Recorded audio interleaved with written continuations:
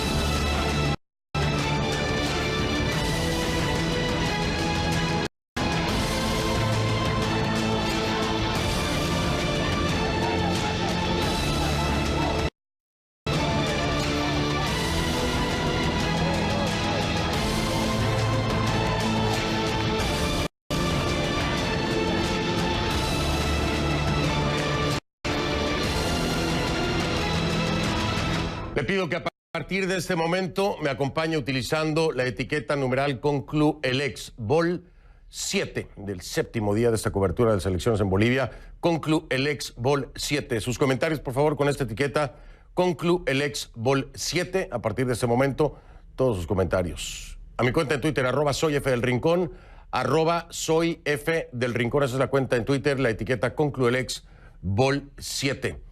La violencia de la que le hablo se extiende y la exigencia se replica en Bolivia. Que se repitan las elecciones. Ya no se habla, recuerda usted, ¿no? El clamor popular primero era segunda vuelta, incluso la propia oposición. Segunda vuelta. Bueno, no. Ahora la exigencia ya es otra. La exigencia es que se repitan las elecciones.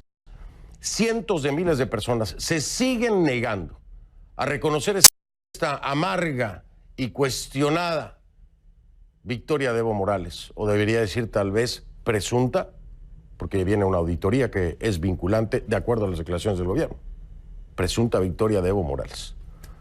Naciones Unidas llamó a la pacificación del país, pero la chispa del descontento prendió con fuerza. No parece que se vaya a apagar, no lo parece.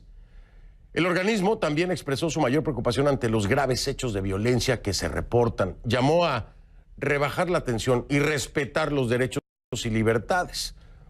Pero en la calle encontramos las imágenes de una fractura social cada vez más profunda. En La Paz se vivieron violentos choques. Aquí se aprecia claramente cómo la policía utiliza gases lacrimógenos para dispersar a los manifestantes que sufren sus efectos y responden, por supuesto, en defensa con piedras. Además se protegen haciendo barricadas, lo está viendo ahí en pantalla. Mire usted. En Cochabamba ardió uno de los pinos de la Plaza de las Banderas tras ser alcanzado por una bengala. Esto fue en el enfrentamiento entre grupos de individuos armados con palos y quienes bloqueaban un puente. Y en las cercanías del río Guayculi, también en Cochabamba, no sé si lo dije bien, se registraron choques entre mineros y manifestantes opositores. Recordemos además que el lunes la Central Obrera Boliviana amenazó con disolver las protestas, como le decía, a punta de dinamita, como si eso fuera legal, ¿no? Para empezar. Si se aplicara la ley, estarían detenidos aquellos que estarían portando la dinamita. Dio 48 horas de plazo, que se cumplen este miércoles, precisamente mañana. Pero incluso esta amenaza se adelantó, se materializó antes, este lunes, también el día de hoy. Se ha arrojado dinamita en las calles. En este tema, la presidenta del Senado, le decía, Adriana Salvatierra, parece desconocer la ley que prohíbe precisamente el uso de explosivos en las protestas. Porque este martes la legisladora aseguró que no hay normativa que permita el uso de la dinamita en las protestas o que la prohíba. Pero sí la hay. Y más dinamita, ¿no? Lo cierto es que ni la dinamita, ni los gases lacrimógenos, ni los porrazos de la policía están frenando las denuncias de fraude. Desde Santa Cruz, Carlos Mesa, expresidente y candidato presidencial en estas elecciones, adelantó que las movilizaciones no se van a detener hasta encontrar una vía democrática que conduzca a la salida de Evo Morales.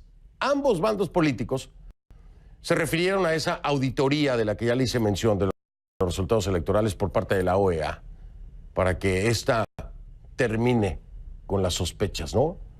El oficialismo pidió una posición clara de la oposición, a lo que Mesa respondió que primero el binomio de Morales, como le dije, no debe aceptar los resultados del órgano electoral, debe desconocer los resultados, para que entonces se dé paso a una auditoría. Eso es lo que dice Carlos Mesa. Pero los reclamos sobre irregularidades electorales no se quedan en la oposición, como ya se lo hicimos público, ¿no? Además hicimos investigación también aquí en Conclusiones y nos presentaron también evidencia. Este martes el equipo de Conclusiones recibió otra denuncia por parte de un grupo de ingenieros que asegura no tener ningún tipo de afiliación política. Usted ya conoce a quien es su miembro más visible. Ya estuvo aquí en Conclusiones con una primera parte de presunta evidencia, por lo menos sí de irregularidades, de incidencias. Es Edgar Villegas. Este grupo, encabezado por Edgar, alega que hay serias irregularidades en la aritmética de algunas actas de votación. Específicamente denuncian que algunas actas cuentan con errores en el cómputo de votos. Ahora, no sabemos cuántas actas en total tendrían ese tipo de irregularidades. Por ahora, el órgano electoral plurinacional de Bolivia ha rechazado cualquier denuncia de fraude, alegando que se trata de un proceso transparente y legítimo. Cosa que la misma OEA ha dicho no es así. No es transparente y está en duda que sea legítimo. Pero bueno, eso es lo que dice el gobierno, ¿no? El órgano electoral plurinacional. Sin embargo, al analizar nosotros mismos algunas de las actas en cuestión, pues sí, notamos anomalías. Vamos a ver, acompáñame, le voy explicando poco a poco, ponga atención. Vea la pantalla fijamente. Esta es el acta 26638. Esta acta pueden verificarla ustedes mismos, allí en sus hogares. Tienen que visitar el portal del órgano electoral plurinacional de Bolivia. Y vaya entonces, ya que lo tenga ahí en pantalla, o si lo está viendo aquí en pantalla, al lado derecho donde dice actas, haga clic ahí en la página. Y una vez ahí, vea el lado izquierdo del documento. El lado izquierdo del documento donde se especifica el número total de papeletas. Como se ve, se contabilizan 140 papeletas o comprobantes de votación. Es decir, 140 votantes. De estos 140 votantes, hay 8 votos en blanco, para un total de 132 votos válidos. Acuérdese de este número, que es la suma, ¿no? La suma de todos los votos de todos los partidos en el ámbito de presidente o presidenta. Le da ahí, o bueno, ahí lo ponen como 132 el total.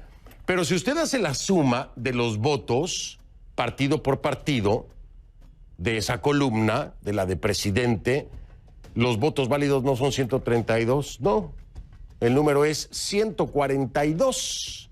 Es decir, hay una diferencia de 10 votos de más que no aparecen en la suma. De 132 se quedaron 10 votos cortos. Esa es una de las pequeñas características de esta boleta, ¿no? Pero le tengo otra acta, otra boleta. También le invito a que la verifique en su casa, ¿no? También en esta faltarían votos. Es el acta número 34799. De acuerdo con la información en este documento, hay 223 papeletas registradas con 6 votos blancos y 8 votos nulos, para un total de 209 votos válidos. Le repito, esto es en la columna de presidente o presidenta, la suma del total de los votos de los partidos, 209. Sin embargo, la suma de votos partido por partido otra vez es diferente. Es de 188, está mal la suma, 188. Aquí hay una diferencia de 21 votos. Faltarían 21 votos. ¿Qué le parece? Digo, solo por subrayarle algunas, ¿no? Ahí está en pantalla, la puede verificar en casa, se lo repito, entre a la página del órgano electoral plurinacional. Edgar Villegas y su equipo aseguran que esto se debe a lo que denominan la bolsa de votos ausentes. La bolsa de votos ausentes. ¿Qué significa, dirá usted, no? Bueno, significa que como las actas no especifican el número de personas que no fueron a votar en una mesa específica, el sistema se hace vulnerable porque permitiría añadir o restar votos. ¿Hace sentido? Si usted no sabe cuántos fueron a votar y los quiere manipular, los agrega o los quita, ¿no? Podría ser. Esto no lo podemos comprobar de manera independiente. Lo cierto es que la matemática no da. Está mal. Le faltan votos o le sobran votos de acuerdo a lo que está registrado. Las sumas están mal hechas. Vamos a suponer que ese haya sido el caso, que hubo un error. Bueno, en las observaciones no aparece ninguna aclaración. No aparece ninguna aclaración. Y en una de las actas, en la 26638, donde deben firmar los delegados de la mesa de acreditación, no hay firma de ninguno. No firma nadie. Nadie firma. Y en la 34799, donde deben firmar los delegados de la mesa acreditados, solamente está la firma del delegado del MAS. Marcial Amaru Amani. Marcial Amaru Amani es la única firma que aparece. Es de el delegado del MAS. Y le digo, en la otra acta nadie firma. La matemática no da. Esto lo puede comprobar, pero hay otras variables, ¿no?, que pueden explicar este fenómeno, ¿no?, como cualquier tipo de error manual, por ejemplo.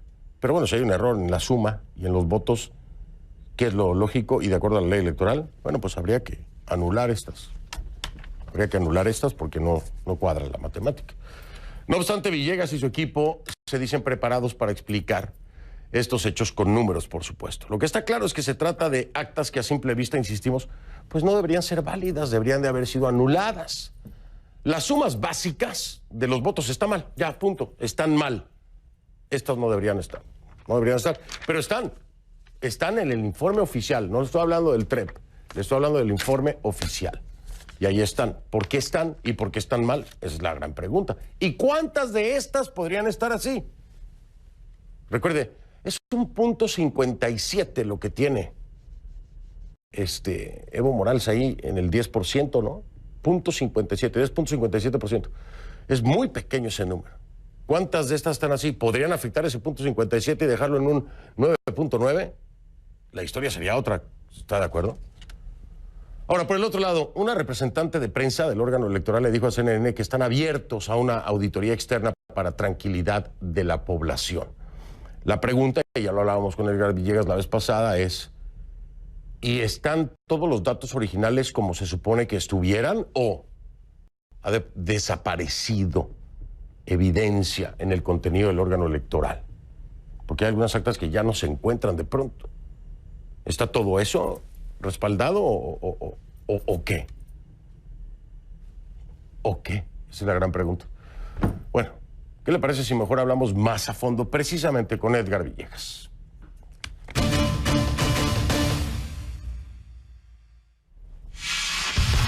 Le doy la bienvenida a Edgar Villegas. Es ingeniero de sistemas informáticos, escuche bien, por favor, y bicampeón nacional de programación en Bolivia.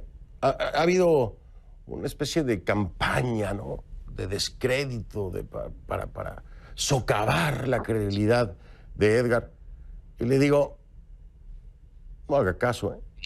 No haga caso, que bastante sustento tiene y bastante mérito tiene Edgar Villegas para estar hablando aquí.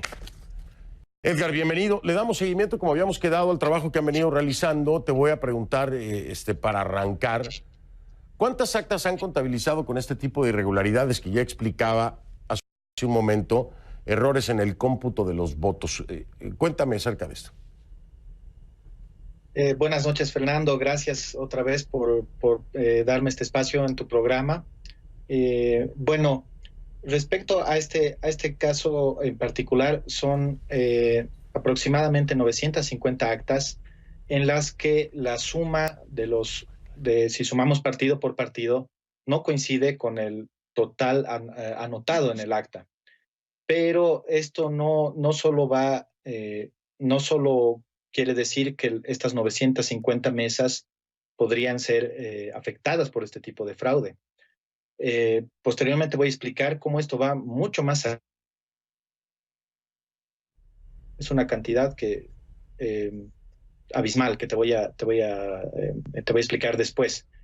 Estas 950 mesas que tienen este error de cálculo en el total están dentro del 3%, de hecho son la mayoría del 3% de las mesas que yo explicaba la anterior vez. La anterior vez yo hablé alrededor de 1080 mesas que tenían no solo inconsistencias entre el TREP y el cómputo oficial, sino que la suma de votos no cuadraba, ¿no es cierto? Entonces, la mayoría de esos casos corresponden a este escenario, ¿no? 950 y aproximadamente que no suman exactamente. Y esto, bueno, después de un análisis, nos hemos dado cuenta que se ha usado acá un truco, podríamos decir, un artificio matemático, que es similar bueno, esto es un poco anecdótico. Existe un libro que se llama El hombre que calculaba, ¿no?, que cuenta historias matemáticas bastante interesantes. Hay una que, bueno, por motivos de tiempo no puedo explicar a fondo, pero hay una bastante conocida de unos camellos, donde hay una variable oculta que esta variable oculta permite que uno se aproveche de ella y obtenga un beneficio. Y es bastante similar lo que ha pasado en este caso. Y vamos a decir cuál ha sido la variable oculta. Oye, Edgar, pero déjame preguntarte algo. Obviamente sí, bueno, aquí hay dos temas muy importantes. Las sumas, al menos en estas papeletas que tengo aquí en poder, en estas dos actas que tengo en mi poder, no cuadra, ¿no? Es decir, la suma de votos válidos para presidente o presidenta no cuadra, ninguna de las dos.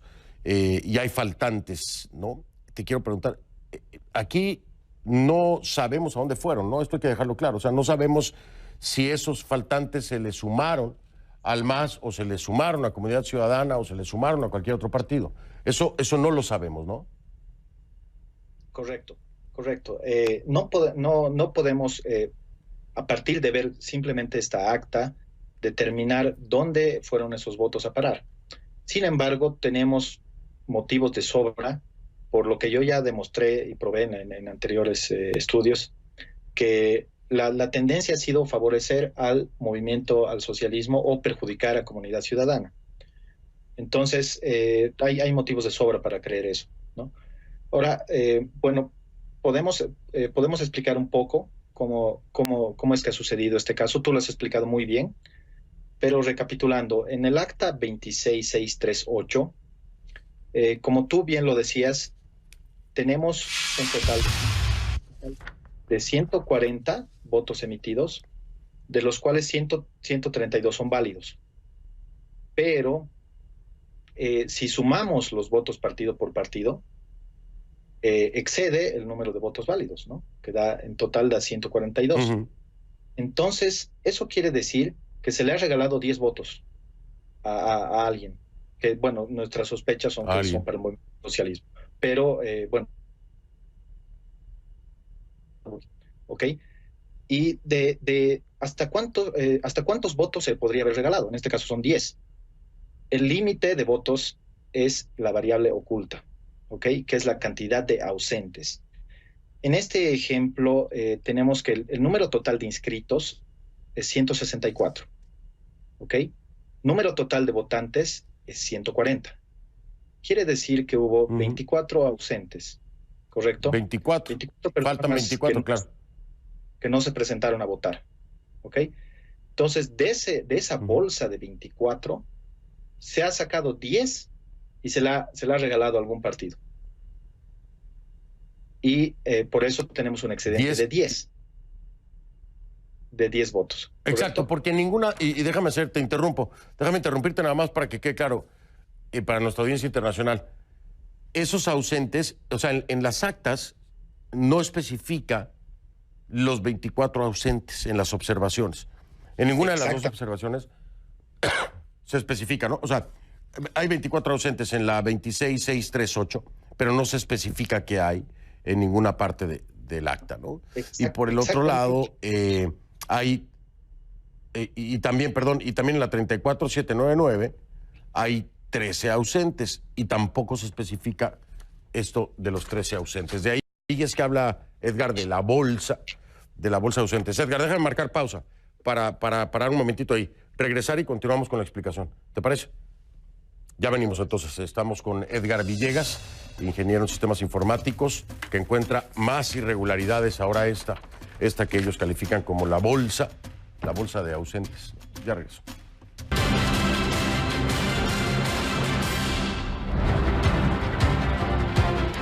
Estamos de vuelta, continúo con Edgar Villegas, ingeniero de sistemas informáticos y bicampeón nacional de programación en Bolivia. Edgar, me decías y nos decías que hay un valor escondido, si me equivoco en el término me corriges, pero que hay un valor escondido. ¿Cuál sería ese valor escondido? Explícanos cómo funciona eso. Ok, como explicábamos en el anterior ejemplo, bueno, en el acta 26638, bueno, tenemos 24 ausentes, ¿no? Porque tenemos 164 inscritos y 140 votantes, ¿no? O papeletas. Bueno, los números no interesan tanto, pero tenemos una cantidad de ausentes que no figuran en el acta. No hay algún campo específico para poner ausentes. Y eso es intencional. Eso es intencional porque hace más difícil de evidenciar este escenario. ¿Por qué?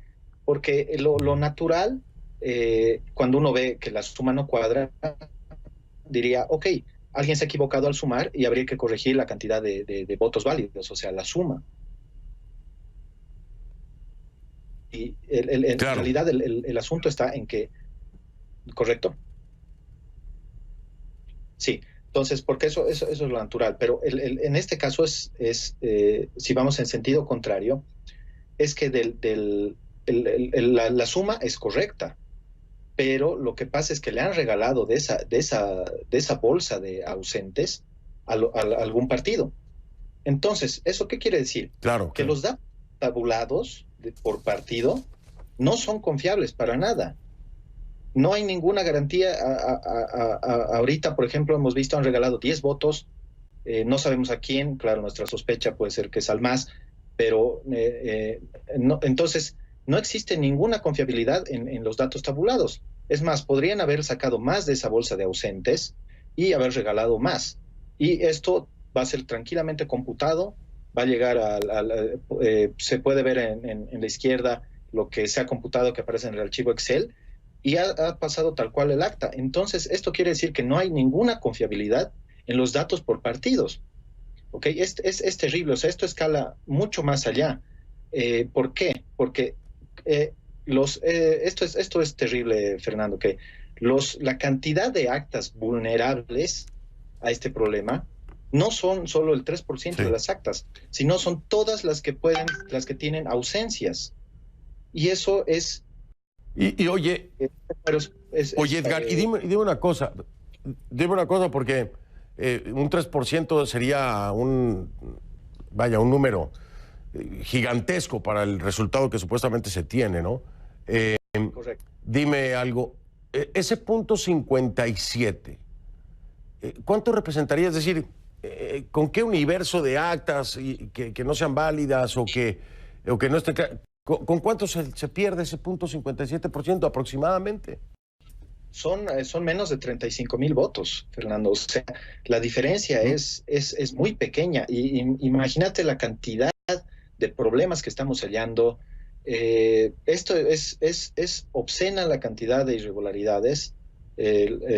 Perdón por la palabra, pero es obscena la cantidad de irregularidades y de indicios de fraude que tenemos acá. Este caso, como te comentaba, no solo afecta a las 950 mesas, sino que esas 950 mesas han sido la muestra en las que no han logrado hacer cuadrar la cantidad de votos válidos totales. Esto quiere decir que en todas las mesas donde ha podido existir ausentes, que es, bueno, enseguida voy a decir el número, en todas esas existe la posibilidad de que hayan aplicado este mismo fraude. Y Claro. ese número, Fernando, la cantidad donde hay ausentes es superior al 99.9% de las actas. Imagínate, Wow. eso quiere decir Wow. que este sistema no tiene, o sea, el sistema, y no me refiero a sistema como sistema informático, sino al sistema que engloba bueno, el proceso y bueno, todo el conjunto de componentes. El sistema no tiene confiabilidad. Acabamos de mostrar cómo los votos son confiables tal cual al sistema de cómputo social y sin ningún tipo de validación. Cualquier ingeniero de sistemas, bueno, así, ¿no? O sea, hasta junior, puede hacer validaciones para que estos casos sean, bueno, si bien no prevenidos, porque el acta está en papel, pero por lo menos alertados en su momento para que el Tribunal Electoral Departamental pueda revisar estos errores de sumas que no cuadran y corregirlos en su momento. Claro. Entonces no existe eso. Claro, porque... A propósito, No, te decía que además, porque de 10 en 10, ¿no? De 10 en 10, bueno, en unos 24 que no cuadran, ahí están faltando 24. Más aparte le pones los ausentes, que son 24, precisamente en la 26638. Y en la 34799, 13 ausentes. De 24 en 10, en 20, lo que sea, cuando tienes el universo completo del país, eso representa un montón, un montón. Es muchísimo. Por ejemplo, en el acta, en el acta que termina, bueno, tenemos la 26638, en la otra tenemos 21 votos. Bueno, por razones de tiempo no vamos a poder mostrar la otra acta y el ejemplo, pero en la otra el inverso, que es decir, robar votos a algún partido y ponerlo en la bolsa de ausentes. Es el caso contrario, que no hemos podido mostrar por cuestiones de tiempo. Entonces, en ese caso, por ejemplo, entiendo, sí. Son 21 de 210 aproximadamente. Es el 10%. Y en estos, y en este universo de 950 actas es donde no han logrado hacer cuadrar esto. Pero, como te decía, esto afecta potencialmente al 99.9% de las actas. Entonces, no hay confiabilidad en este sistema. Y con una diferencia tan pequeña, claro, no se puede llegar a definir, digamos, el destino del país. No, claro, el punto 57 es muy pequeño, es decir, con esto de una bolsa de ausentes que se pudiera manipular a nivel nacional, pues obviamente el resultado podría ser sumamente diferente. No estamos aseverando que esos ausentes Correcto. Y esos números que no cuadran se sumen al más, pero bueno, ahí están y son faltantes. Y estábamos viendo Correcto. El acta que mencionabas para que lo sepas al aire, 34799. Edgar, me tengo que ir, pero seguimos en comunicación porque siguen avanzando ustedes con esto y obviamente pues hay más evidencia, más elementos, a ver si esto finalmente en la auditoría también sale a la luz. Esperemos, Fernando, déjame acotar un detalle más. Estos campos, bueno, el campo de ausentes no existe en el acta y los otros dos campos del total de papeletas, total de votantes, no han sido puestos en la hoja de Excel. Todo esto es intencional, para que esto sea mucho más difícil de evidenciar. No debería haber variable oculta, debería ser un dato de campo y no debería haber, todos estos campos deberían aparecer en el Excel al público y no ha sucedido eso. Perdón por robarte unos segundos. Este caso de que sacaron de la bolsa de ausentes a regalar a algún partido podría explicar el caso de las personas fallecidas que se han registrado y bueno, se sospecha que han votado. Entonces, todo está empezando Estamos haciendo investigación acerca de eso. Yo no puedo comprobar lo que me dice Edgar sobre los difuntos. Tengo muchas denuncias. El equipo está trabajando en eso. Precisamente sé que Edgar también. Por eso lo vamos a dejar para una próxima sesión con Edgar, porque se está trabajando en las denuncias de muchas personas que dicen sus familiares fallecidos aparecen como personas que votaron.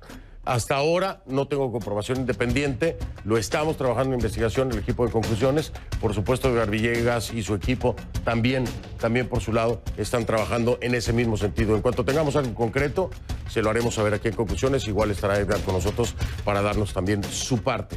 Recuerde que siempre le presentamos lo que nos dice Edgar y el contraste de la investigación de conclusiones para comparar resultados. Así que me despido, Edgar. Estamos en comunicación. Te digo hasta pronto.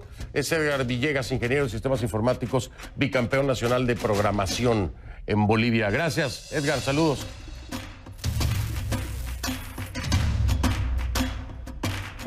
Muchas gracias. Ya regreso. Mi próximo invitado es Luis Fernando Camacho. Es líder del Comité Cívico Pro Santa Cruz. Me acompaña en vivo desde esa ciudad. Ahí está en pantalla. Después de la pausa. Estamos de vuelta. Saludos para usted y toda su teleaudiencia. Estamos de vuelta, le doy la bienvenida a Luis Fernando Camacho, es líder del Comité Cívico Pro Santa Cruz en vivos de esa ciudad. Luis Fernando, ¿cómo está? Buenas noches. Buenas noches, Fernando. Un saludo para usted y toda su teleaudiencia.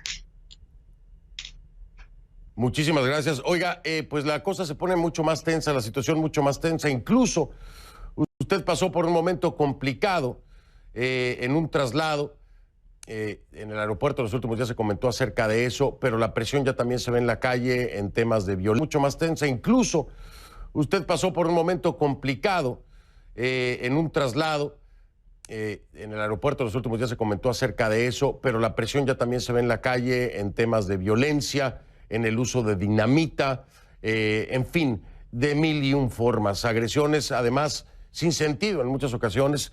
Y yo le quiero preguntar si a pesar de esto están dispuestos a continuar con este paro indefinido y si los bolivianos que se encuentran apoyando este paro cívico podrán resistir estos embates. Claro que sí, Fernando. Evidentemente, en distintos puntos de la ciudad donde haya un poco más de distancia de lo que es el centro mismo, hemos tenido algunos enfrentamientos justamente por parte del partido de gobierno buscando la provocación a aquellas personas que están en la protesta, en el paro, y generan obviamente el mensaje de incertidumbre ante el pueblo boliviano. Sin embargo, en Santa Cruz nosotros hemos tenido 2 o 3 puntos de enfrentamientos en los cuales se ha podido bajar. Gracias a Dios tenemos una policía que está apoyando a su pueblo desde su seno, desde el mismo ente policial, no desde las cabezas, y está con ellos y está buscando siempre alejar a aquellas personas que forman parte del partido de gobierno para que se evite ese enfrentamiento entre bolivianos. Aquí el mensaje es que la policía pueda generar esa posibilidad que entre bolivianos no estemos derramando sangre. Sin embargo, en Santa Cruz cada día que pasa son más personas las que están en las calles, son más personas. Prácticamente el día de hoy, en la noche, hemos reunido una cantidad bárbara de personas a los pies del Cristo Redentor, que es donde normalmente nosotros damos inicio a la jornada de paro cívico, en la cual se ratifica la medida indefinida del paro cívico nacional, en realidad solo Santa Cruz, sino que también están en La Paz y en otros departamentos. Asimismo, el pueblo ha definido, usted va por las calles y es algo impresionante, que no necesitamos una sola bala para sacar a este gobierno, que lo hacemos con convicción, con principios, con amor, con pasividad, totalmente pacífica la protesta, pero con esa convicción de que vamos a continuar. Hay un compromiso no solamente de la población, sino a nivel institucional, de las instituciones públicas y privadas dentro de Santa Cruz, sí, por continuar esta medida. Bien, Luis Fernando, permítame marcar una pausa y quiero escuchar su reacción a las declaraciones que hacía Evo Morales de cercar las ciudades, siendo inconstitucional, y lo quiero subrayar de nueva cuenta, de cercar las ciudades. ¿Y cómo piensan enfrentar esto? Porque el que no lleguen suministros puede traer pésimos, nefastos resultados y consecuencias para los pobladores. Regreso entonces con Luis Fernando Camacho después de la pausa para que me diga qué piensa acerca de eso. A ver. Luis Fernando Camacho, líder del Comité Cívico Pro Santa Cruz. Su reacción, Luis Fernando, ¿y qué piensa acerca de esta amenaza de cerco a las ciudades por parte de Evo Morales? Es totalmente un delito clarísimo de lesa humanidad, no solamente porque impide llegar a alimentos, sino que prácticamente está coartando el libre tránsito de las personas. Nosotros cuando iniciamos el paro solamente activamos el libre tránsito de alimentos, medicinas, todo lo que era dentro de lo que necesitábamos para vivir. Por lo tanto, es claro, el Colegio de Abogados de Santa Cruz está justamente haciendo un análisis para hacer la demanda correspondiente en las instancias que correspondan para iniciar un proceso por ese delito. Bien, pues me tengo que despedir, Luis Fernando, siempre nos quedamos corto de tiempo. La última pregunta que le hago, y que sea breve, ¿ya entregaron prueba de alguna forma de este presunto fraude? ¿Hay pruebas presentadas? ¿Se tramitó algo legalmente? No, el día de hoy hemos recibido nosotros la documentación. El Colegio de Abogados mañana va a tener un informe, por la vía legal se iniciarán las acciones. La única prueba que le comenté el otro día fue la que se le entregó a la Unión Europea en base a algunos estudios que se hicieron dentro del Colegio de Informáticos de Santa Cruz. Bien, pues estaremos al pendiente porque eso es importante también, ¿no? Presentar las denuncias correspondientes, incluso la impugnación de la misma elección. Luis Fernando Camacho, ha sido un gusto, de verdad, estamos al pendiente para una nueva entrevista. Buenas noches, Luis Fernando. Buenas noches, Fernando, gracias, bendiciones. Gracias. Hago una pausa, regreso. Soy Fernando del Rincón. Si no lo vio, en conclusiones no lo vio. Y si me permite, lo veo mañana. Gracias.